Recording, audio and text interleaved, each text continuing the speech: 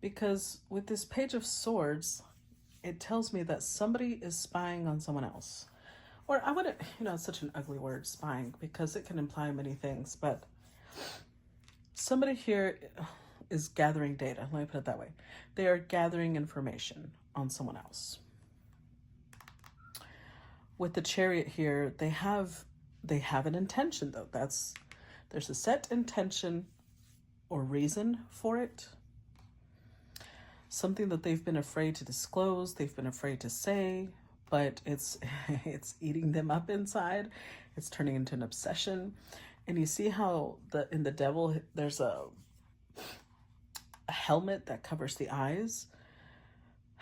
Everything else, they're wearing blinders now. They can't see anything except fulfilling this goal. Now, there is a little bit of a delay. I think that what they were trying to discover is because I feel like it's the masculine.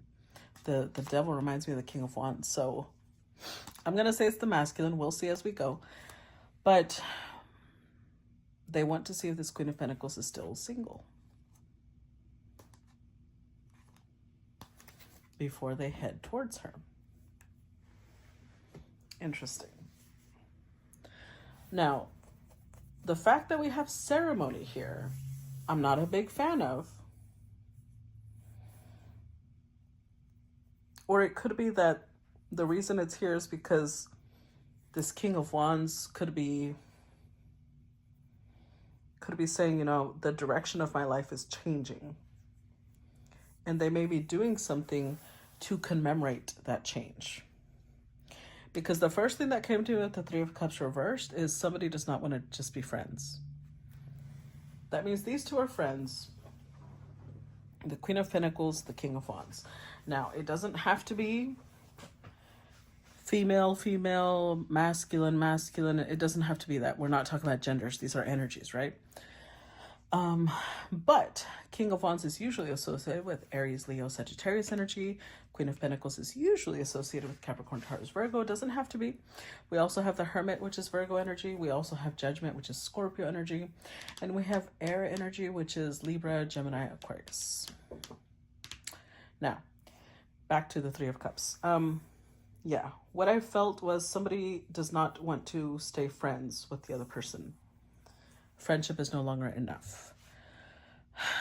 The Hermit, because it's the energy of somebody that has spent a long time doing something to the point where they are now a sage, they are now an expert, they are they're also they're going to be very selective in who they associate with. I'm going to say that this is a friendship that has led to love. Somebody here has fallen in love.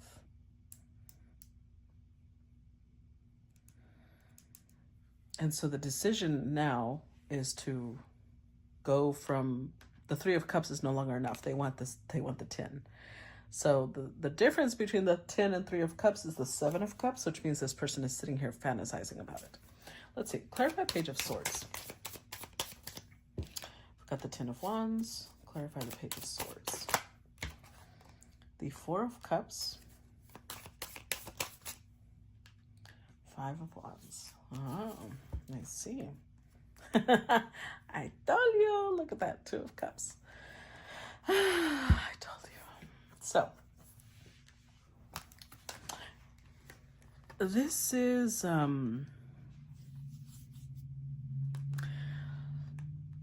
they've been collecting information. I don't know why I feel like the friendship ended at some point.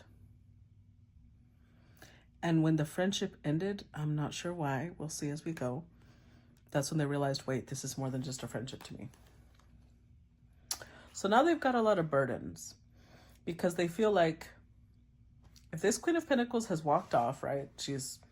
The relationship has ended. Whoever ended it doesn't matter because that's not what we're discussing. The burden falls on them because they're the ones that are realizing this is more than just a friendship. They want more than a friendship. But now I've got the Four of Cups here. What are they afraid of? Rejection. Because with the Five of Cups, they're realizing that the Queen of Pentacles has multiple options. They feel like they might have to compete for her attention, for her time. They're not particularly fond of that idea, especially because it's a King of Wands. I feel like they might have a little bit more pride than other people. Let's see, now she's a wish fulfillment. Let's see, clarify Three of Cups reversed. We've got the Nine of Wands. We've got the Chariot.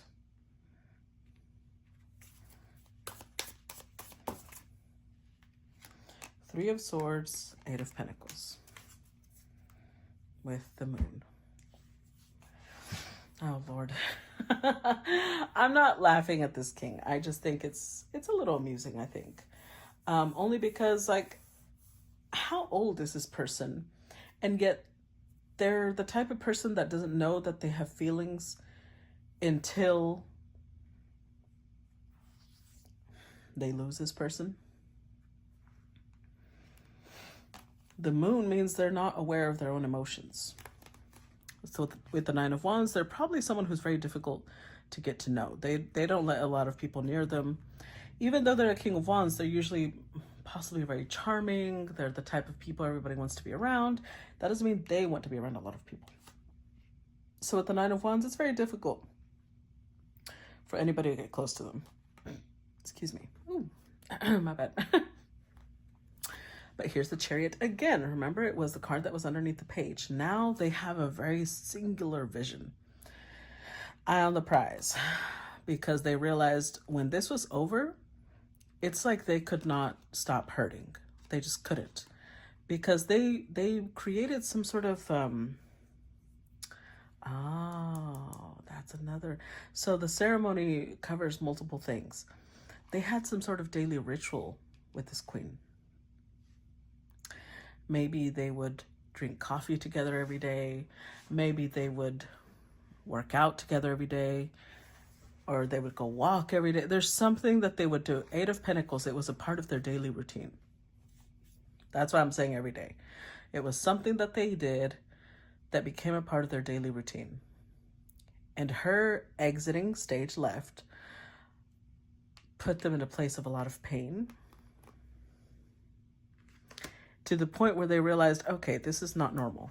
That's why the Moon card is here, because they didn't realize what their emotions were until they sat there examining, like, why can I not move on from this? I'm trying. The Chariot is like, they really tried. This is somebody who's very willful. They have a strong will. Chariot energy is also Cancerian energy, by the way. They were like, I will move on. You know, for those of you who are fans of Pride and Prejudice and watch the BBC one with the 5 hours with Jennifer L. and Colin Firth, which is my absolute favorite one.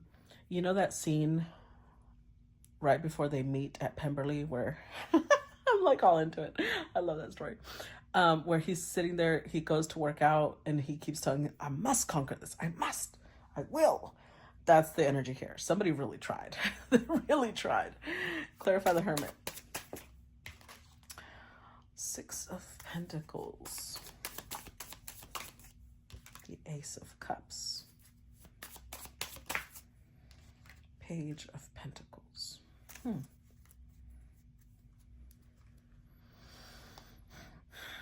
Interesting. So with the Eight of Cups and the Nine of Swords, this is somebody who, I'm surprised they're not showing up as a King of Swords, because this is somebody who's very used to detaching. When they feel like, you know, a certain connection has run its course, they usually don't have a problem detaching.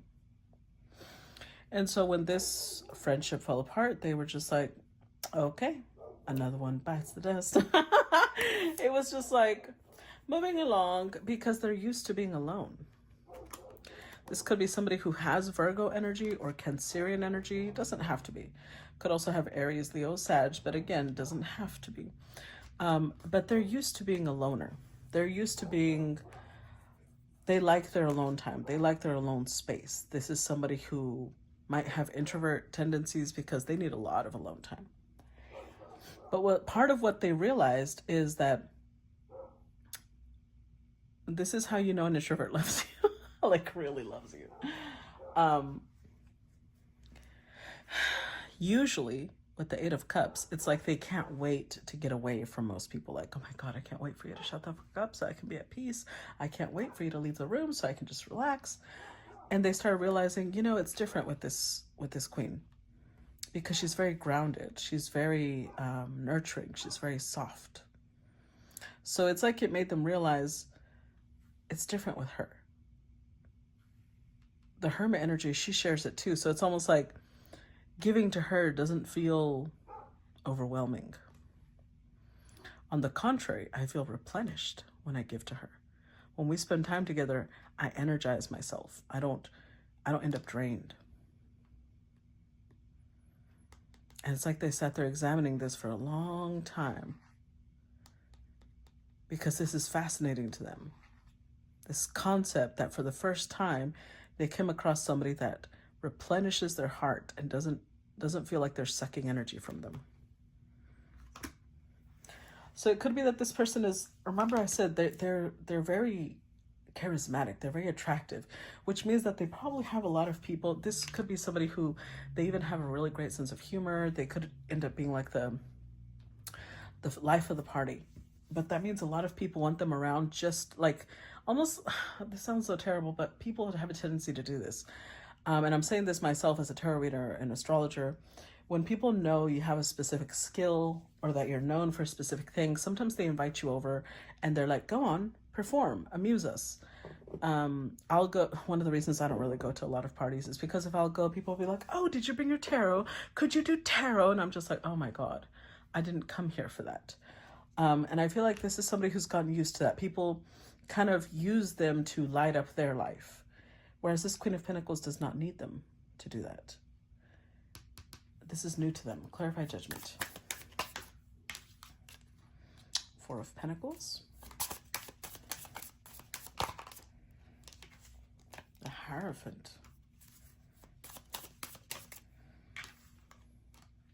Eight of Wands. Interesting.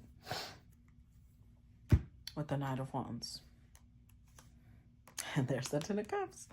Because with the Hierophant here, I feel like this King of Wands was raised with the mentality of you have to protect your energy.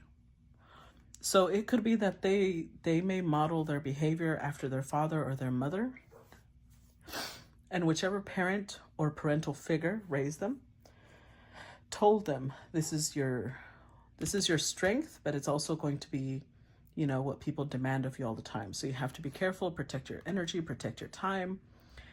They had to get really good at setting, not letting people constantly take from them. That's what they're used to. And they're realizing, it's like it took it time, because this is so new. This is a whole new thing. They had never dealt with this before. That this Queen of Pentacles is an energy source to them. It's like they realize for the first time, it doesn't feel like she's taking my energy, because she gives just as much as she takes. That's why the Six of Pentacles is here. It's an equal exchange. They're used to being the ones giving energy, and then after a phone call or like whatever, they're like, oh my God, okay, now I can rest. But when they have a phone call or an interaction with this queen, it's like they end up just as rested and rejuvenated as if they had had their alone time. So they're like, okay, what I usually think, the way I usually operate does not function with this queen, because she's not like most people. And it's getting them really excited. Like initially they stopped and examined this, like, what is this? This is a new species. What is this called? And now that it's clicking, it's like they're getting really excited of like, oh my God, you mean there's somebody that's not like that? There's somebody that's different? Clarify Ten of Cups. Two of Cups. Clarify the Ten of Cups. Strength card. And there's our King of Wands. Wow, Ten of Pentacles. I don't know how long these two interacted, but in their mind, what they feel they could have with this Queen of Pentacles is the Ten of Cups and the Ten of Pentacles. Ten of Pentacles indicates longevity, long term. Like this would go for decades. Ten of Cups, and it would be in harmony. It would be a harmonious, long, fruitful pairing, partnership. They're realizing that they're in love. It's like it didn't dawn on them, because usually when a connection ends, there's almost like a subtle sense of relief, like, oh, at least I'll have my alone time again. But that's not what happened here. When this ended, all they felt was pain and like a thorn in their heart that they couldn't quite pull out, and they didn't know why. Because the love they have for this queen is strong, and it took them time to realize it. It took them time to understand it. That this is somebody who, they may also, because they're showing up as King of Wands twice, right? This may be somebody who's fiercely protective of their independence, their alone time, their this, their that. But this queen, first of all, maybe an empress. Second of all, she didn't conquer their heart through force. It's through love, she's so grounded, she's so calm, she's so nurturing. It's almost like they didn't even realize, it's almost like she's a little ivy plant. Think of her like that. You know, when you put an ivy next to a door frame, and then before you know it, you realize it's climbing up, but you can't really, it happens so subtly and so calmly that before you know it, it's wrapped all around the room. That's what she's like. So that's what happened here. She's kind of grown into this King of Wands heart. Clarify King of Wands. The High Priestess. There's the Hermit again, I told you. Clarify King of Wands.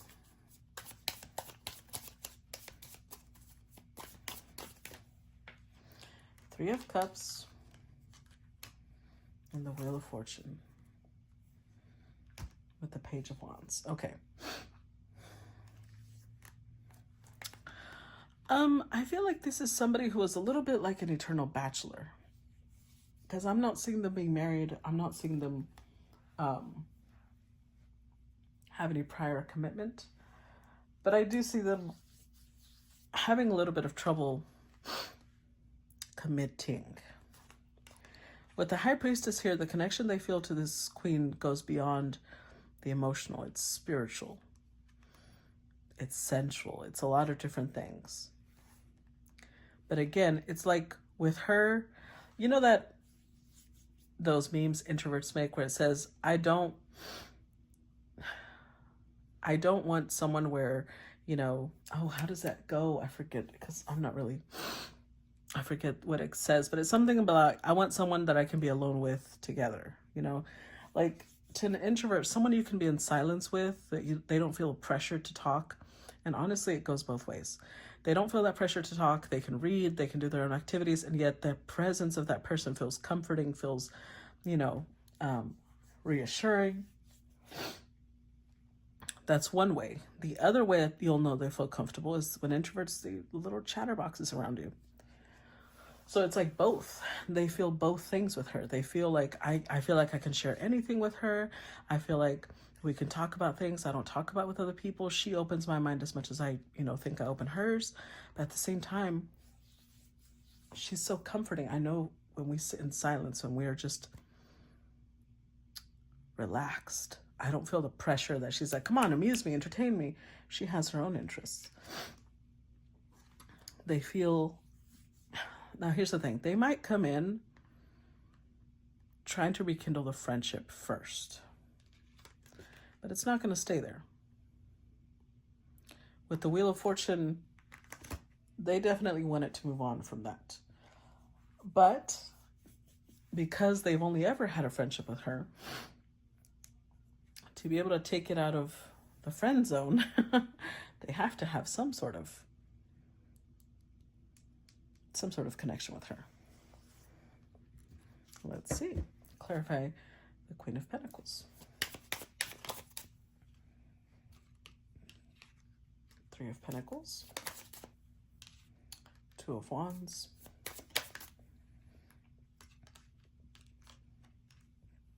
Oh, look at that. Queen of Wands. With the Eight of Cups. And the Nine of Swords. Oh, Lord. So here's what's so fascinating about this.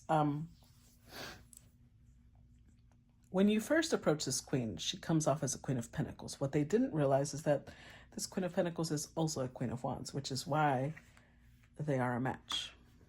Because they showed up twice as the King of Wands. And she is the Queen of Pentacles, but she's also the Queen of Wands. That's why she has her own interests, her own amusement. I think she's actually even more careful with her energy than they are. Which is why initially she may come off, like people may judge her as boring. But I feel like that's an intention.